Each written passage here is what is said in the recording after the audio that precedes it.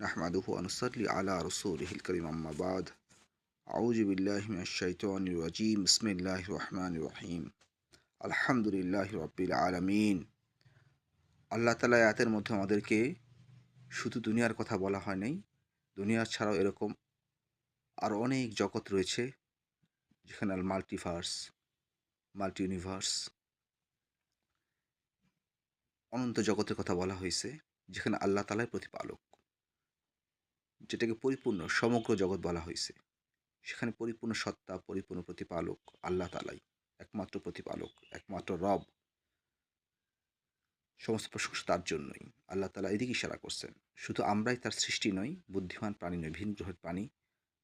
আমরা আল্লাহ তাআলা আমাদেরকে পাঠাইছেন এবং আমাদের মতো আরও বুদ্ধিমান ভিন গ্রহের প্রাণী রয়েছে বিভিন্ন জগতে। তো আল্লাহ তাআলা আরেক আয়াতে বলতেছেন, কুনতুম খায়রা উম্মাতিন উখরিজাত লিন-নাস তা'মারুনা বিল মা'রুফ ওয়া তানহা আনিল মুনকার। তোমাদেরকে পাঠানো হয়েছে মানুষের কল্যাণের জন্য, সৎ কাজের আদেশ করবে, অসৎ কাজ নিষেধ করবে।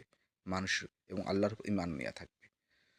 তো এটা দ্বারা যাদেরকে যেখানে পাঠানো হয়েছে এই জগতে, তারা আল্লাহ তাআলার হুকুমকে দুনিয়াতে প্রতিষ্ঠিত করবে, ওই জগতে প্রতিষ্ঠিত করবে। এটার দ্বারা বোঝানো হয়েছে। বিভিন্ন সূরাতে আল্লাহ তাআলা আমাদেরকে বুঝার তৌফিক দান করে।